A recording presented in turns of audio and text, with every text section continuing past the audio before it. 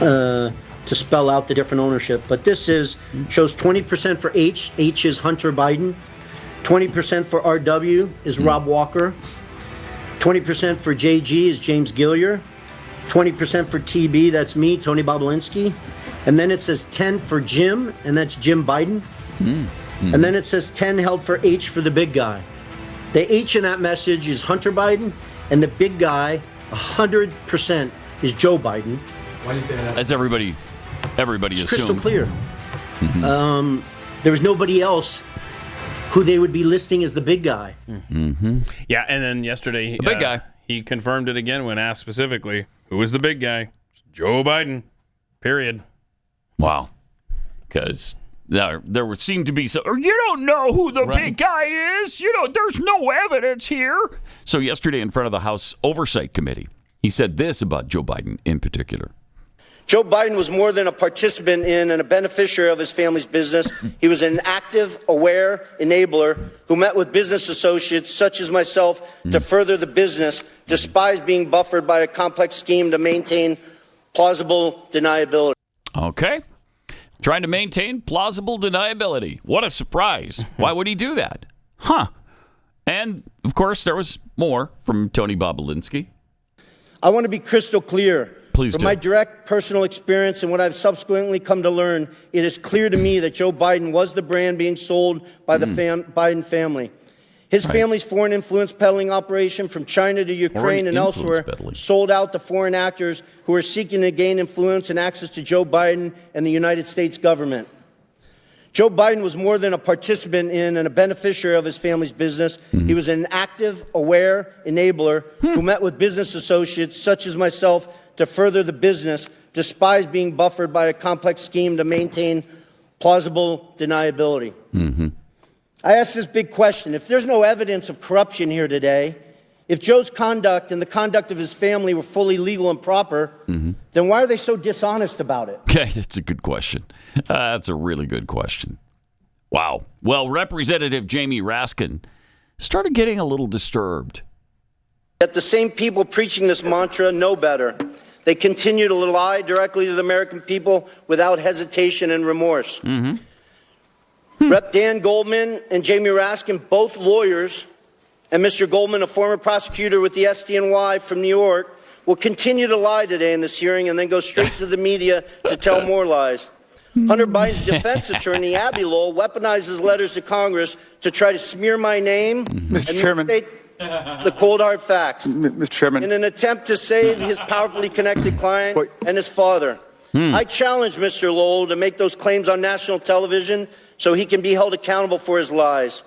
Prior to my successful business career, I was an officer in the United States Navy. At Navy's elite naval nuclear power training command, I later served as the command's chief technology officer. Interrupted Proceed. again. I apologize for the disruption from the. Okay. Am I supposed to say it's my time, Mr. Raskin? Yeah. Please, Mr. Bobulinski, please. Okay. Incredible. Come to order. Mr. Bobulinski, please proceed. Okay. Please proceed. I apologize for the disruption from the minority. Okay. Well, Mr. Chairman, save his time, but he called members of this committee liars, and I just want to know whether the order and decorum requirements of House Rule 11 apply to witnesses appearing before the committee. Does it apply or does it not? Is it a fact or is it not? It's a fact. All right, let's move on. Should I address? I don't. No. Raskin's hair's growing back nicely, though.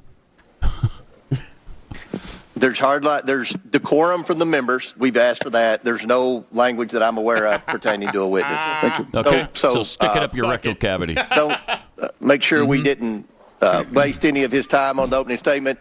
Mr. Bobulinski, I'm sorry for the disruption. Please continue your opening statement. I think you, Mr. Raskin, used. We'll make sure it's right. We'll make sure. Okay, great. I just want to restate, make sure the American people hear all these facts. Abby Lowell. Okay, and he did. Good for him. Good. Raskin was not expecting that kind of response. Yeah, he didn't like that at all. Bobulinski was just scorched earth yesterday. It was so fun. Jeez. Then Representative Byron Donalds brought receipts. I mean, he literally brought receipts. Do we have the? Did we skip the Hunter Biden perjury thing? Oh, okay, yeah, I did let's skip do one. That one. I think. Let's do that first. Bobulinski described how Hunter perjured himself in recent testimony. Biden gave his transcribed interview on February 28th and lied throughout his testimony. Here's just one egregious example of Hunter's perjury. Okay. He lied to the committee on important details concerning his money demands and threats to CFC in text messages on July 30th and 31st, 2017. He leveraged his father's presence next to him in that infamous text to strong-arm CFC to paying Hunter immediately. Jim Biden also lied extensively throughout his transcribed interview on February 21st and perjured himself. What a surprise. No, come An on. example of that, on page 100 of his transcript, Jim is asked specifically, do you recall having a meeting with Hunter Biden, Tony Bobulinski, and Joe Biden? Jim's response, absolutely not. The committee was so shocked by his perjury that they asked him the same question multiple times. Each time he denied meeting with me and Joe Biden. After the committee showed him text messages confirming that I met with Joe Biden, Hunter Biden, and Jim Biden at the Beverly Hilton in May 2017, Jim Biden, with a former U.S. attorney lawyer sitting next to him, still denied that meeting took place. Wow. Hunter Biden, in his own transcribed interview, confirmed that that meeting took place. Hunter confirmed his uncle perjured himself in front of this committee. I'm simply here to tell the truth to the American people, and of course, nothing's going to come of any of that. They don't care. Man, that is amazing. That's amazing. When you have even Hunter confirming it and Jim Biden continuing to deny it and lie about it. Wow. All right, well, here's Byron Donalds bringing the receipts, the literal receipts, to the entire event. Now, to the money flow, because this is where the rubber meets the road. On August 3rd, they actually stipulate through WhatsApp text messages the exact stipulations of the deal. On August 4th, $100,000 is wired into Owasco PC from CEFC infrastructure. Mr. Chairman, I want to submit for the record a portion of the bank statement for the time period August 3rd of 2017 to August 31, 2017, stipulating $100,000 going from CEFC into the bank account of Hunter Biden through Owasco PC. With that objection, so ordered.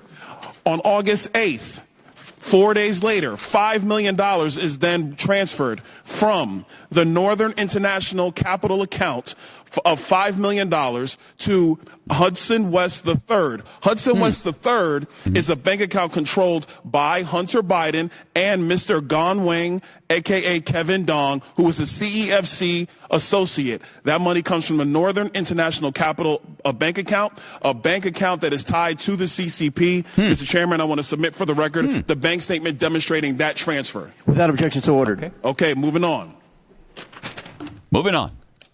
More receipts. On August 8th, the same time period, there is a wire transfer of $400,000 to Owasco PC from the Hudson West III bank account. That $400,000, Mr. Chairman, I have the transfer records in the bank accounts from the August time period. I want to submit that for the record. Without objection, so ordered. They don't have any evidence. Now, here's where the fun stuff comes in, everybody, and I got a minute to do it, so we're going to get this done. All right, let's see it. On August 14th, there is $150,000 that is transferred from Owasco PC, which is controlled by Hunter Biden, to Lion Hall Group, which is controlled by James Biden. All right. I have the records here, Mr. Chairman, of the $150,000 that has gone to Lion Hall Group from Owasco PC. I want to submit that for the record. Without objection, so ordered. On August 28th, and I believe we have a screenshot for everybody in the room. On August 28th, Mr. Chairman, we have the withdrawal ticket from Lion Hall Group that is signed by Sarah Biden, who is the wife of Jim Biden, for $50,000 to withdraw from Lion Hall Group. I want to submit that withdrawal receipt for the record. Without objection, so ordered. What evidence? On September There's no 3rd, evidence here. on August No 28th, evidence. actually, Mr. Chairman, we have the deposit reference into Sarah Jones Biden's account on the same day she withdrew it from Lion Hall. I want to submit Without that from objection, the so record. ordered. Last document.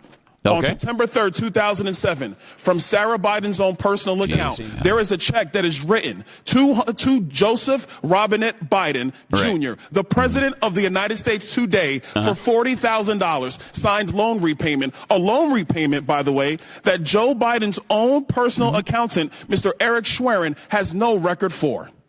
I want to submit that for the record, Mr. Chairman. Without objection, so ordered. To the members of the committee, it is clear that the source of this money came from CEFC, and that CEFC is a company that is directly linked to the CCP and actually the chairman of the CCP, the chairman of the Chinese Communist Party, Chairman Xi Jinping.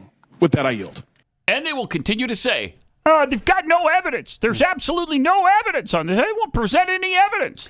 Yeah. Wow. And we know that, that Jason Galanis guy, when he did his closed-door testimony, he said that Hunter directly reached out to Joe to help him get a business deal over the finish line with a Chinese communist owned company.